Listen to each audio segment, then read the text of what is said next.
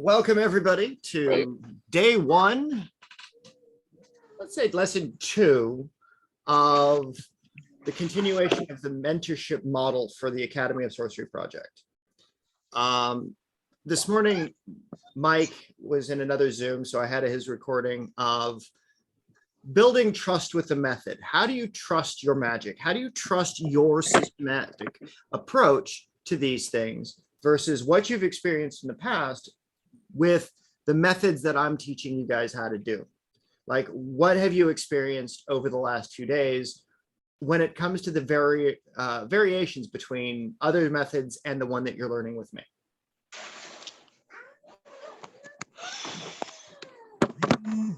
There we go. All set up.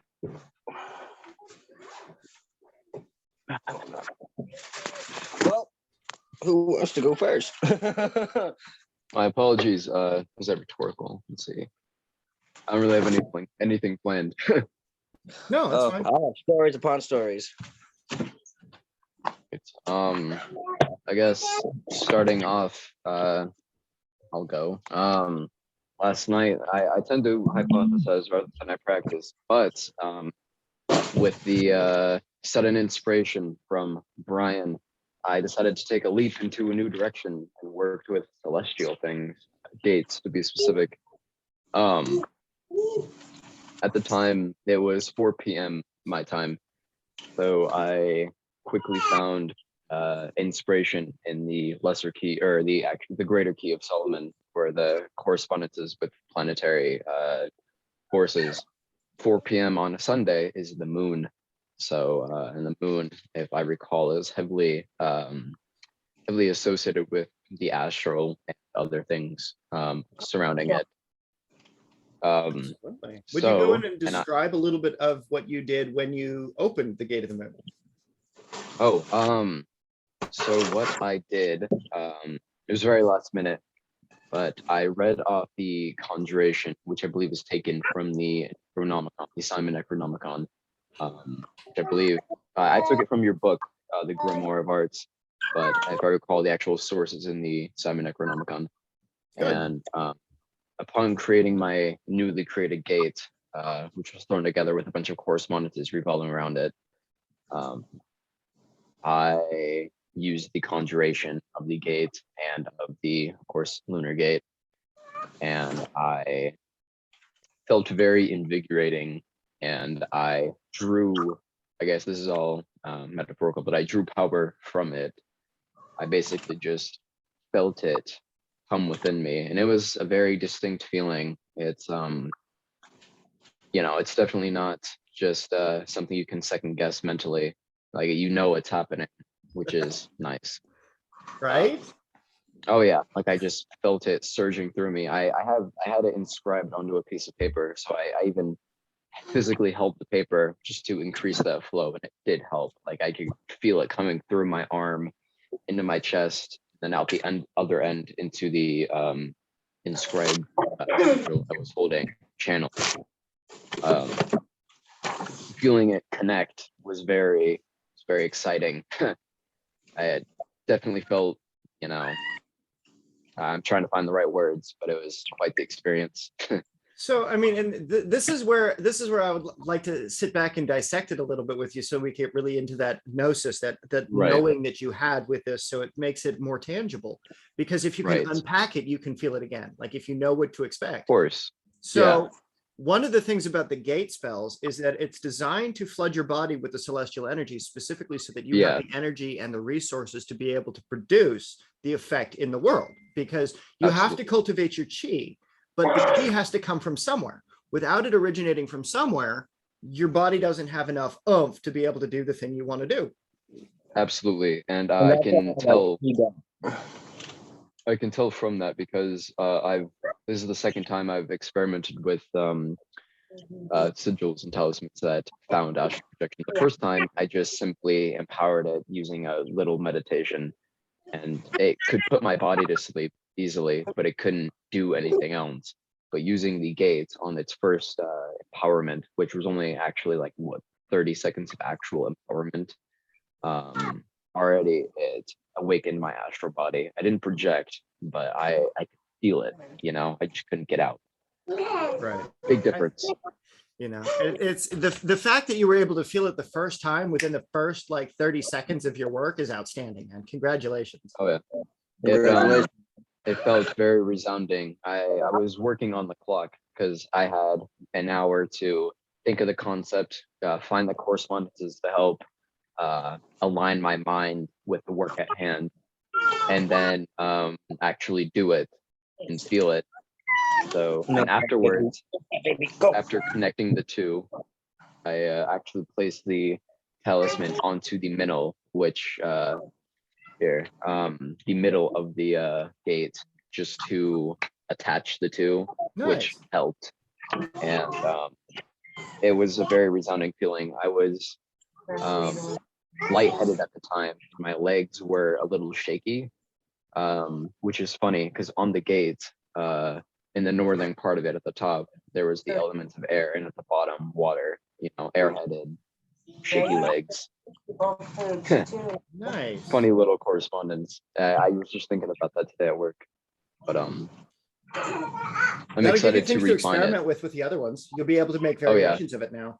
Absolutely. I was thinking about that all day. You know, I'm very interested to try it with other planetary energies. I'm refining it. You know, this was, I don't know if I should show it because it's just so shoddy, but it No, was go for it. I mean, very, it's the impression that you got from the work that you saw, right? Right. Those are the symbols you saw when you opened it, right? yes. Here, let me flip this around so I can actually show it to its completion. Where did I just put? Oh, it's right here. Wandering Let me put my- talismans of the other world. So this is from my notes. There's my dog. But we have the actual gate. It was very rushed. This was last minute. You know, I like to think of it as chop shop ritual. But here are the notes. It was I looked through a book about symbols to find things like the numbers right here, 293 or 409. Those are references in the book to the symbols of these things, just to help build a better idea. Again, this is very scratched up, but in one of Brian's books, he talks about elements and their alchemical associations, dissolution and sublimation. And in another book, it correlates the lunar energy with air and water. Gabriel is the archangel associated with the air, the moon, and whatnot. In the Key of Solomon, silver, obviously associated with the moon. The pinnacle is referenced in a book as the pinnacle of the moon. This is the symbol for the spirit of silver. I couldn't find anything for dissolution, so I just took the numerical value and put it onto here as 13. I can send you some of the symbols for dissolution.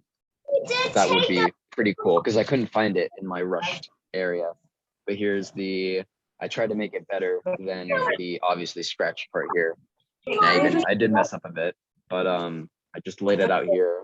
I used it to my advantage, and then I placed the actual cinch it here right in the middle during the last act of it, just to fully attach it, I guess. Nice. But yeah, and flip this back around.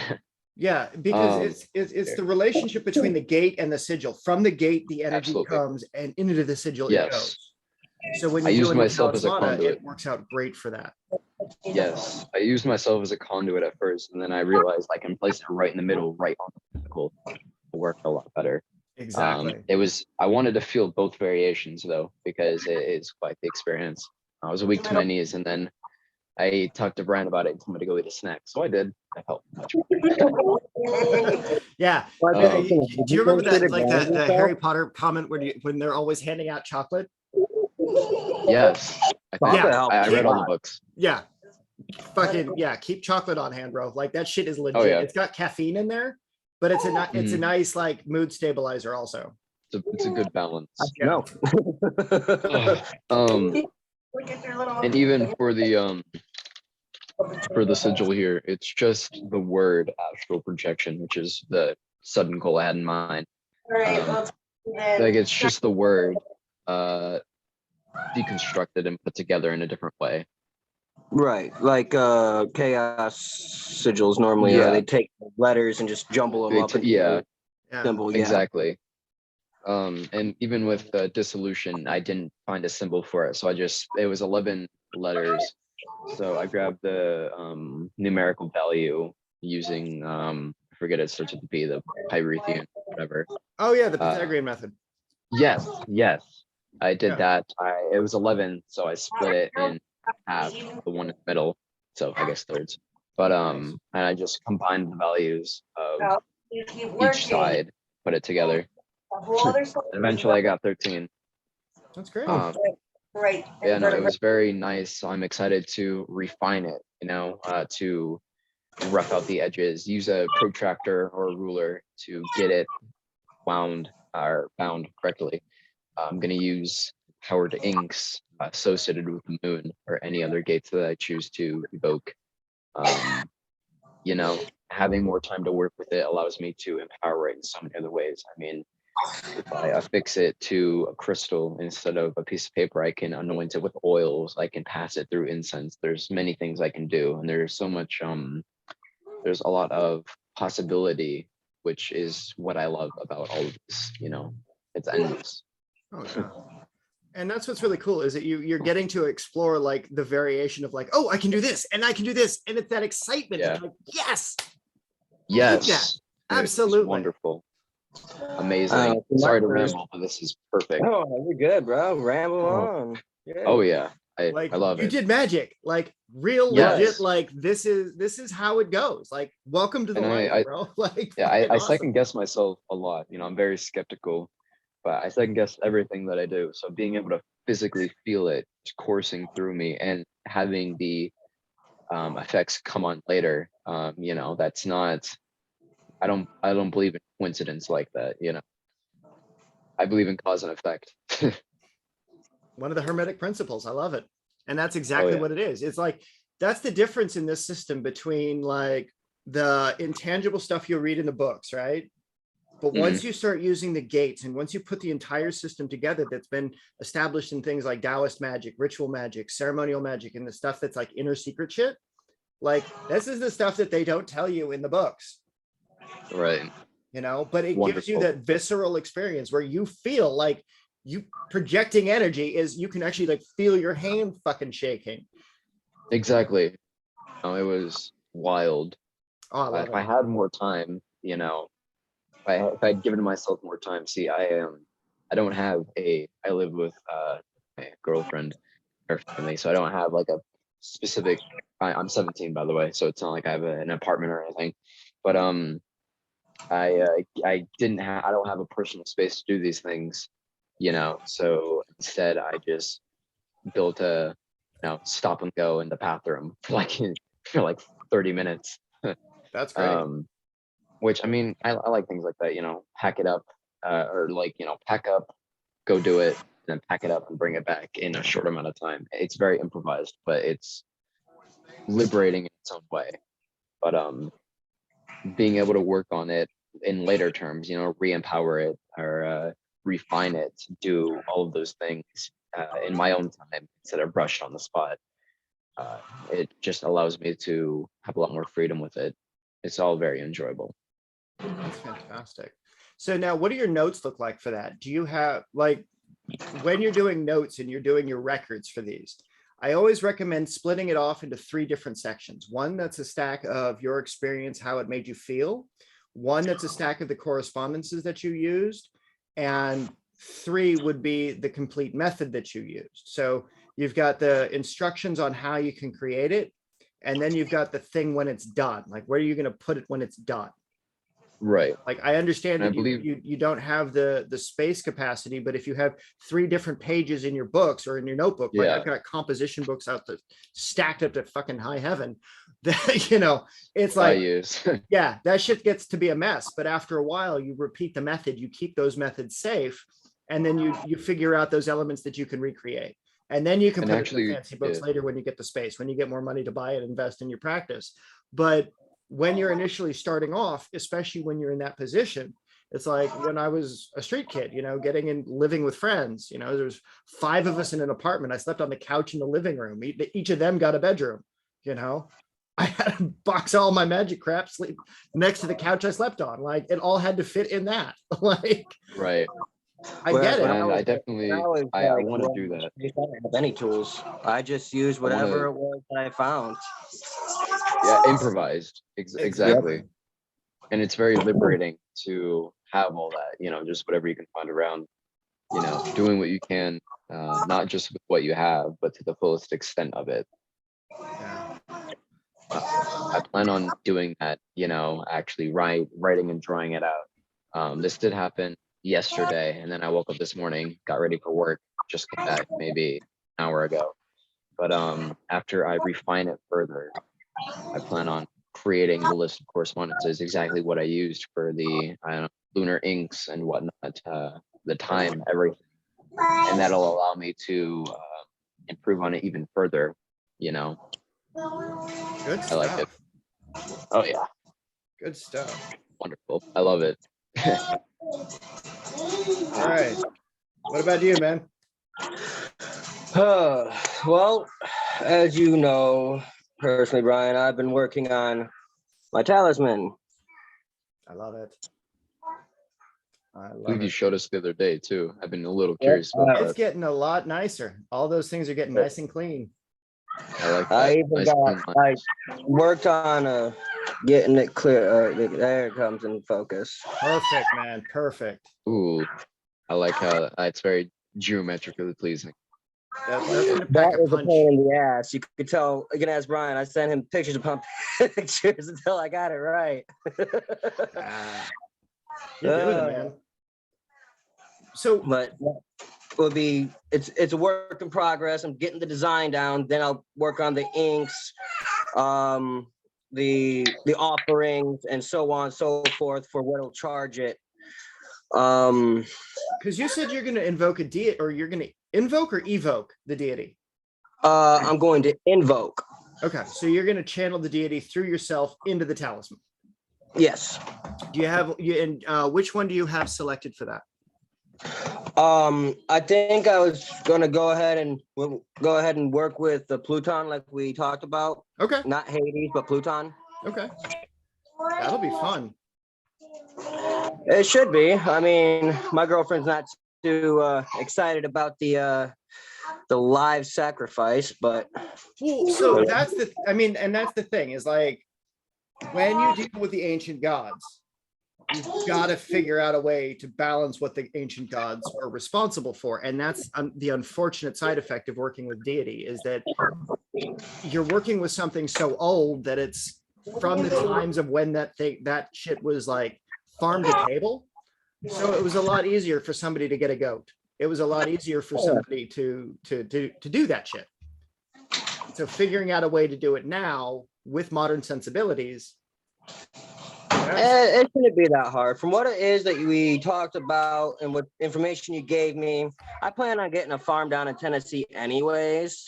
So what are they going to do? I'm going to be slaughtering sheep and shearing them anyways. Exactly. They can't say anything about it. Erase everything. And if you're giving one of them back to the earth as a thank you and allowing those spirits to return so that there's more that can be birthed through the earth, that's what they've done 4 times a year in the ancient traditions. Is you're supposed to feed the earth 4 times a year, each at the solstices and equinoxes. So the fact that you have something and establish something in a relationship like that is going to be fantastic when the time comes.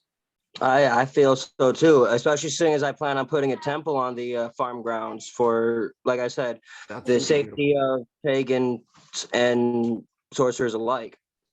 That's going to be beautiful. And you said that's going to be in Tennessee? Yep. Oh man, that's fantastic. Because there's a fellow that I know that runs a voodoo temple down in Georgia. And there's some farms and stuff that I'm aware of down in Florida. So they grow all the animals for all of those things. And that's specifically what they deal in, is animals for ritual purposes. See, as a clairaudient, I once wanted to go into the suicide forest of Japan. I now think better of that. Smart man. I deal with enough spirits as it is on the daily. I don't want to hear. I don't want to end up dead. It's like, that's one that's nice to see pictures of and nice to be like, okay, that exists. You don't need to, Right. you don't need to go there. So now, when it comes to trusting the methodology that you're doing and you're using, what allows you to trust so deeply in your methods? Well, normally I light a candle when I'm working magic, and the way it flickers and the way my intuition feels when it flickers, it gives me an answer of sorts. Like when I'm teaching my girlfriend, because she's my student, and I always light a candle. Ask the goddess to be with me, and so on and so forth. You better leave him alone. When I go to teach her, and if it flickers a specific way, I know the goddess is agreeing with what I'm stating. Otherwise, if it flickers a certain way, I'll reword it. Good man. Candle divination. I love it. Active candle divination. Absolutely That's what I used to fantastic do. stuff, man. Like, that's the stuff that's irrefutable proof. Like Mike was talking about earlier in the Zoom, if you guys get a chance to go back and watch it. He was doing a binding spell a while ago, and he filmed for the Brotherhood of Male Witches for the Facebook community. And his flames, normally in his other work, didn't go as tall as they did. Like, it took a 3-hour candle, 15 minutes to burn. Ooh. Those little 3-hour spell candles, those little itty bitty ones. Yeah, like shit was done in 15 minutes. And it's all on film. Oh, wow. I want to see that. Yeah. So you're in the Brotherhood, right? Yeah. Yeah. So yeah, go back and look up his videos, man. That shit is awesome. I think you've got it shared in the Workable Witchery group too. But yeah, man, that his work is fantastic with that. And it's got the little critter that floats across the bottom of the screen, knowing that the sacrifice or the offering of the alcohol and everything was accepted. It's like, okay, well, this is a thing.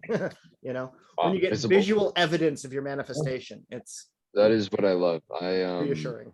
Personally, I like to tell people that I don't work off of true faith. I have my beliefs based off of experience coupled with those faith or that faith. And I'm a bit on the reverse side. I follow almost completely blind faith, and because that's how I survived when I was homeless, was I trusted everything to the Lord and Lady, and well, as you can tell, I'm alive and healthy today. Sure. That is fair.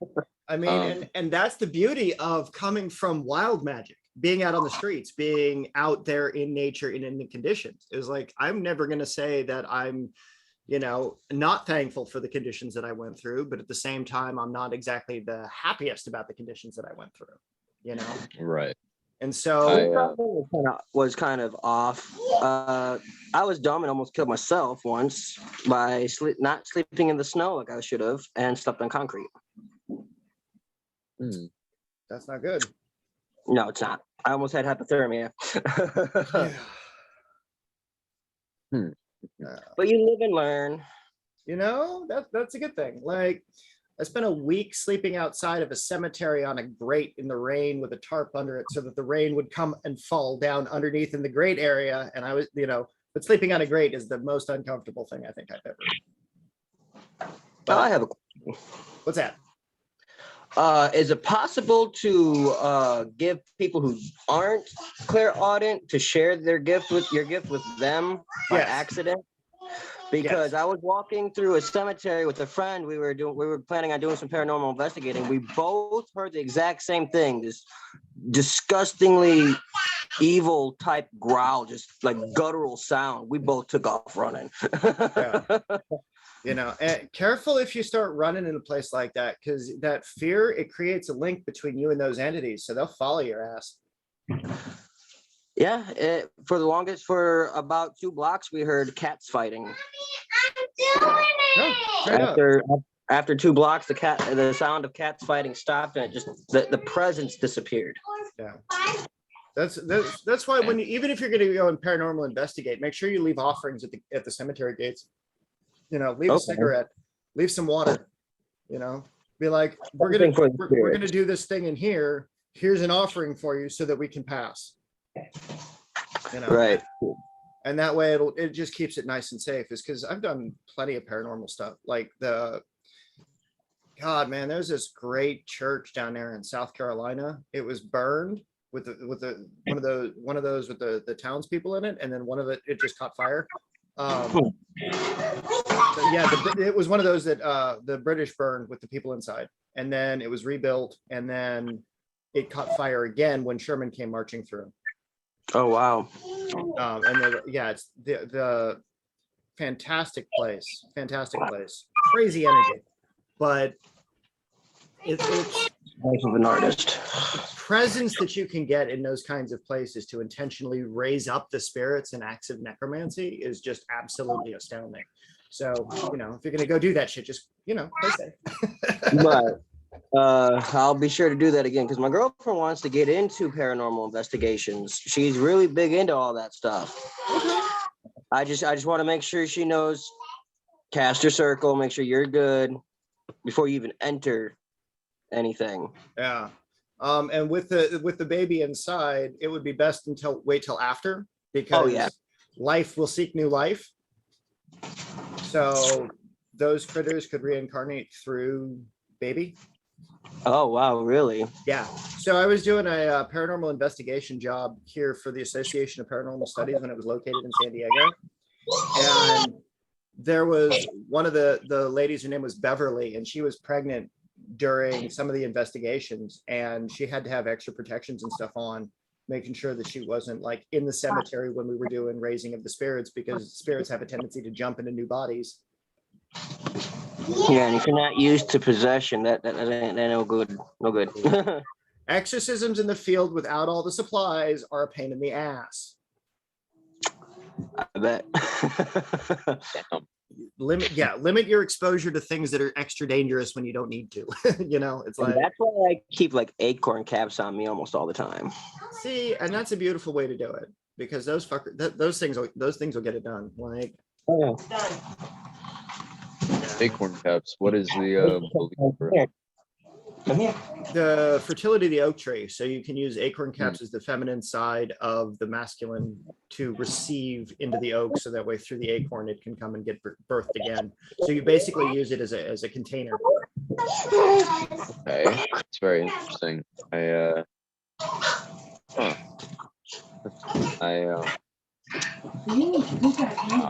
very interesting. Why, you got an experience? No. I just think that's funny. Trying to think of what I do have cataloged in my head. I lived in California. I lived in the Bay Area, and All right, so go. a lot of funny experiences there. But wow. Yeah, no, my beliefs are based off of course, faith and everything, you know, but also experiences that I have with that teach me new things. And I love hearing everyone's perspective on everything. I want to hear your stories, your beliefs, you know, everything about it, because regardless of whether I agree or disagree, you know, it's all subjective anyways when it comes to opinion and everything else. But it is very nice to expand my own perception on things with other people's experiences. Always wonderful. I've had quite a few different like experiences before. Let me see here. I took an ex's brother and sister out camping just because, fuck it, let's get out of the house for the night.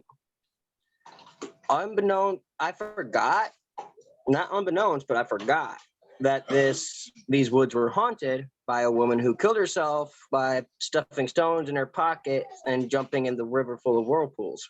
Not a river, a lake. Jesus. Yeah. So we hear this like chatter coming from around the fire. I created a fire, which is a glow stick and a bunch of sticks. Resourceful, very resourceful. Gotta do. Yep. I got the fire going, and so long as that fire was going, I felt protected. But the moment that sound came close enough to the fire, I put that bitch out because I thought someone was like around coming looking for where the smoke was coming from or whatever. Nope. moment that fire was out, the leaves started rustling as if something was running towards us.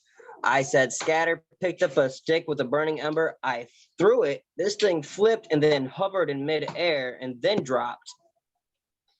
So I run to go after the kids out the woods, and as I'm jumping over a fallen tree, I'm thrown into a thorn bush, and it feels like the thorn bush is just trying to eat me. Hey, oof. It was painful. Ouch. I won't go back because last time I went back, I heard the next time you come to these woods, you die. So Stay away from the woods at night. Yeah, like those woods anyway. Jesus. yeah. I mean, is there a, I mean, I'm sure, I've read excerpts in the Grimoire of Arts, for example, exorcisms of a place, for example. Seems like it'd be a difficult thing to achieve, in a sense, but I mean, like making those woods habitable again would be Yeah. pretty nice. Yeah, like you could use that spell for the location. And so we got into talking about it in that workshop over the weekend, that exorcism box. But so I'll tell you a story. I was living down in Savannah, and there is a place off of Forsyth Park, which is now a memory care facility for the old folks. Before it was that, while it was in renovation, they were pulling bodies out of the chimneys. And instead of calling the cops like they were supposed to do, the foreman, who was dating my friend's mom at the time, asked me to go and do the exorcism for that location. So this was a hospital that was built in the late 1800s as a Civil War hospital. Then it was converted to a TB hospital. They have live yellow fever active under the tunnels in Forsyth Park, so they can't actually be opened without it releasing yellow fever back into the world. Oh, damn. So I was in the morgue of this building. Like we had the keys to go through the front door. Like this was authorized by the foreman.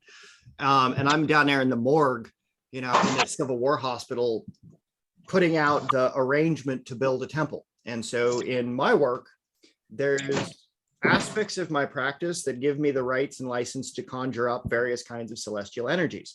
And so I created the basis of a temple space in the morgue, so that way I would have an access point to be able to get it to do what I needed it to do, even if I wasn't in that location. So I set the temple up, I go in there twice to make sure that everything is set up the way that I needed it to be, energetically speaking. And then so afterwards I went out and I was back at home doing my ritual of exorcism for a place, but I do things remotely whenever possible, and purified the whole fucking building. Oh, wow.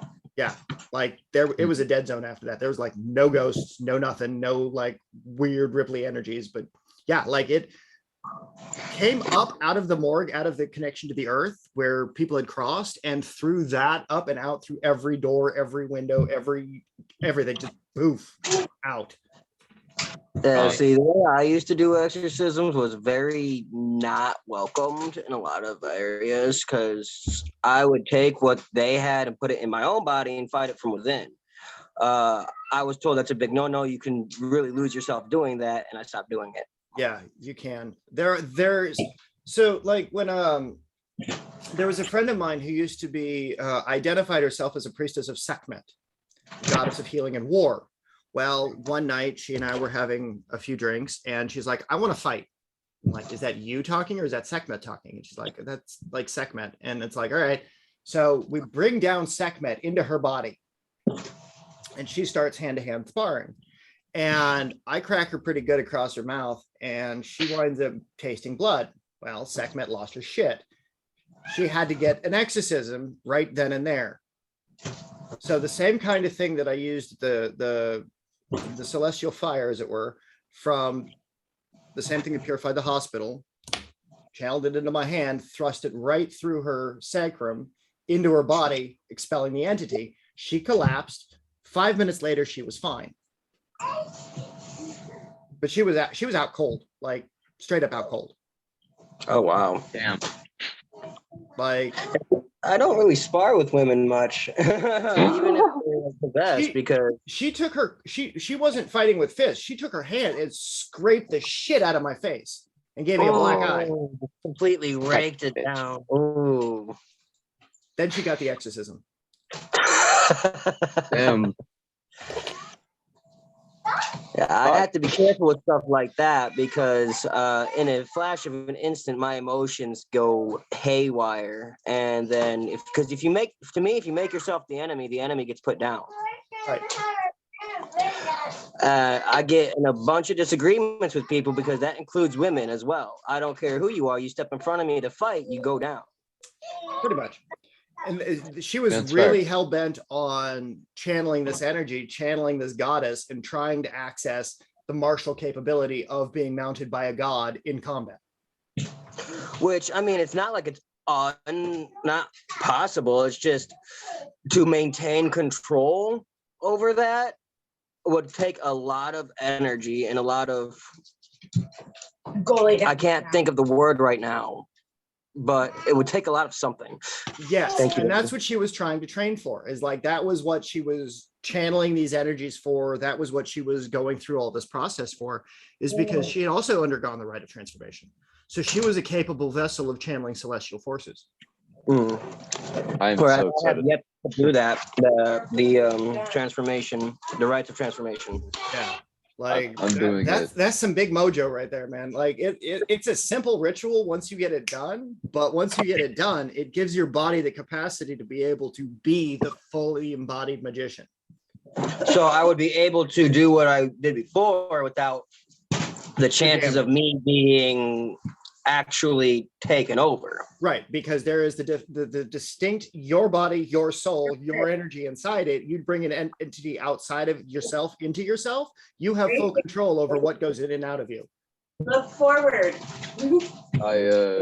Getting too much, I can instantly go snap, you're gone. Pretty much. Or you could just snap and then they disperse anyway, and you don't have to worry about bringing them inside you, because you just channel the celestial, whatever it is inside your hand. You put it on your forefinger and your thumb. When it snaps together, it creates a ripple dispersing the energy. Kind of like I'm learning a little bit about healing sounds and using that, the power of harmonics. Yep. Absolutely. Because I'm a rapper, so as I use a lot of music, and I talk about spells and stuff like that in my music. So in order to make sure, people can either connect, either both witchy and or just people who like horrible things. And that's the thing too, is like when you if you could figure out a way to make like the Orphic hymns and the effect that the Orphic hymns have through your rap and through your music, you're able to use that as a conduit. Exactly. And so that's fantastic. I have an artist out in Colorado I know who's trying to wants to use the music to heal, but he hasn't quite figured it out. That's when I was like, well, I have this book. Let me read it and let me see what I can do to help. Nice. There's a really great one too. It's Imaginal Healing, and it's a huge book of nothing but methods of healing. But it doesn't necessarily focus on sound. It focuses on direct body energy contact. I've been using the idea of colored lighting healing. Nice. But instead of it being the actual light, I just changed the color of the energy I'm sending to the body.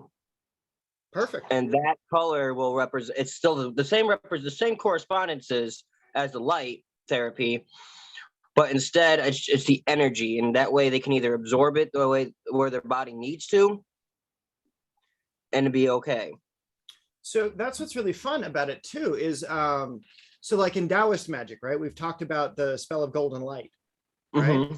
And how in Taoist magic, in order to be able to access the celestial hierarchy there, you have to be able to channel the golden light through you. But what they also do is they have the spell of purple light. So they'll bring that into the rice. So when they eat the rice or they charge the water, they're drinking and eating the colors of magic while they're empowering their body, as like you would feeding an animal before you use it as a component in your spell. Kind of like how the Christians would say, bless this food through our body. Exactly. Same kind of thing, but you channel it into your food. So you're becoming a better conduit and medium as it goes through your organs, and you're absorbing all of that stuff too. So same concept of using the light and everything, but through physical intermediaries. So that way, if you're blessing a tea or a healing or whatever, you can put it into a liquid or an object as well. And it just instantly charges it. Yeah. Okay. I'm gonna try and practice with that a little bit. Yeah, because you can do it with a glass of water. You could do it with your tea. You could do it with your food. You can do it with all sorts of shit. And then you can unify the energies of the things that you're consuming too. So all plants and all things have a spirit to them. So if you eat a spirit, spiritual devourment, it's technically a classification of vampire magic, is because you're devouring the essence of something else. Okay. But you take on the attributes of the thing that you consume. So if you're going to be doing an exorcism and you're going to be pulling it into your body, because you have that energy flowing inside you, you'll be able to break that energy down and add it to yourself. Like when I was in high school, before I did the rite of transformation and everything, and I was working on the different locations and haunted places, I would lay my hands on the haunted place and I would do what you were talking about, but I wouldn't let the thing go. I'd devour it. I'd break it apart inside and then integrate that energy, integrate that skill set for a temporary period and burn it off using spell work. So I never thought of doing that. It's just, I simply just banished it with my own energy back to wherever it was it should be and keep it there. Oh no, I used it as the battery for the spells I was casting. You're gonna have to figure out how to do that. That shit gets brutal though. Well, yeah, you gotta think you're the only reason why I still don't do it now is because my physical body isn't up to par. Right. Your physical and your spiritual need to be about balance. Exactly. I used to exercise and do martial arts and fight all the time. Now I'm a dad. Different strokes. Like you go through the different rhythms of your life, and you had the skill set then. Now you have to figure out how to incorporate that same skill set into the way that you do magic now. And that's one of the most important things that you can do.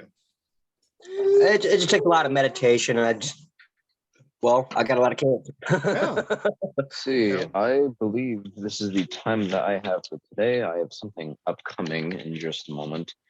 I'm excited for the Rite of Transformation. The next equinox is on March 20th, which is when I plan on doing the rite, because I might as well not even do it unless I'm going to do it correctly. I mean, that's the thing. I did it in the new moon of October, so it was at the turn of the year.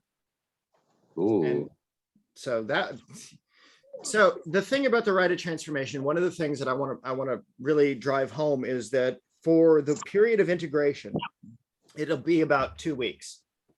So you do the rite, your body's going to shift, and then you're going to have about 2 weeks of like crazy. So like what? Like it'll feel like your energies or the energies around you are all like. Yes. Okay. The way that it was described by Guy, I don't know if you've got a chance to meet him yet, but it's like in the Grimoire of Arts, there's a section on the Tower of Art where the little figure I have is standing inside of a gate or the gate array. And it's basically like a whirlpool. It's like a constant spinning of energy. It doesn't stop spinning. And once you do the Rite of Transformation, that spinning energy that's around you when you open up a gate now flows through you. So there's a through line where it integrates with you and you integrate with it. So it's not grinding against your auric field like you and your aura bubble. Now it's flowing through, so it doesn't feel as chaotic. So while your body is acclimating to that change, it gives you that ability to connect to the world in a different way. It is wild. Wow. I have to talk to you personally about that later because I want to hear a lot more. But first, I have to go right now. No worries. Hey, let's see here. I think I was in the 8th grade when I found out about the aura shield itself and how to bring it out. Like the way they said it was the way they explained it was weird. So I thought, well, how can I change this? How can I change the aura field around me to match my personality? Still working on that. I mean, I can manage to make multiple auric balls that just like think of an atom. and I'm the nucleus. Exactly. And that's pretty much as far as I've gotten instead of just one big egg. Okay. So, fun fact, depending on which angle you spin those balls at Mhm. Put them around down. your body, you can channel different magic. Hmm. Each ball can channel a different kind of energy. And so what you can do is as it spins around, it loops and it cycles and it gains more power. And so as you focus, if it's coming from your right shoulder down to your left foot, right, that arcway, you're drawing energy from the north to the south. North, not like cardinal on planet north, like celestial north. So whatever it is going to come in an active fashion from your right hand to your left foot in a yang to yin position, right? So it's going to be active and then go into the earth as a passive, right? And so as it spirals up your back, it becomes yang up, yin down. Room. Ace, get your ass in the room. No one wants you in their face while they're eating. Okay. So Go. as it cycles over your body, depending on the direction that you have it spinning, so if it's coming up your body, up through your back, that's a yang up into the yin. Coming down, it's the yang into the yin. So you can then program each of those energies to shift at a different capacity. So when it reaches your shoulder, there's a different energy that hits your shoulder than when it hits your foot. Okay. And so the more you can control that and the more that you feel that control, then the more of those things that you can start spacing out around you to basically be able to do like multiple of them at the same time. Yeah, the about most I could do is 4 when I first started it, and I haven't done it since. So Yeah, good stuff, man. It's really a fun technique, especially if you're in a crowd and you need to like expand the fucking yeah, because I don't want to protect everybody. I just want to protect me. Right. You know, and what'll be fun to see is if you can get them tied to words and to vibrations and stuff, so that when you're up on stage doing your music, you send out those things into the crowd to see what they do to the crowd. That's an interesting thought. I'm gonna have to look into that. Yeah, crowd manipulation, man. Like the witches in the crowd might be a little upset with you, but shit, fuck them. You're the one on stage. Exactly. Where are you at? Get up here and hype me up if you want some energy. That's the way you Exactly. want it. And so what you can do is as you send out the energy to connect the crowd, that energy that comes back and loops back to you is the energy pull that you're drawing from them. So you're creating a circuit between you and your audience. So that way, as it spins, you build up a vortex. And the better the vortex, Okay. them is. And then gets you closer to the fans because you actually connect energetically. Exactly. Okay. I'm gonna have to. I'm definitely gonna work on that one. I can't wait to see what you do with it, man, because that shit is neat. I've seen it done. Like, and I've talked to other magicians and stuff that do that sort of thing when they get up on stage. Like, that's some power right there, man. And like, if you get those big crowds and shit. Over the trash can. I mean, come on, Isabel. And here they come in. Like, Come on now. neat stuff. Oh yeah. Yeah, it's probably one of my favorites besides the classical blessing spell I learned when I was in like the 5th grade. But after I developed that, it became my consistent use through high school because, well, I was always picked on and beat up. Yeah. So it's good that you've got a new life together though, and that's what's awesome about all of it. You know. So it'll be neat to see what you get up to within the next couple of days, because it's getting you into active practice as quickly as possible. You know, Right. How much more, like, what are the next steps that you need to take this week that will get you completion, or that will get you starting on your completion? Because I know that you were saying earlier that you were having movement on your prosperity while you were working on the talisman, but what do you think of the next steps that's going to help you drive that in? Honestly, I just need to fill out the big circle here once it fucking loads. Come on, come into focus. Why do you hate me?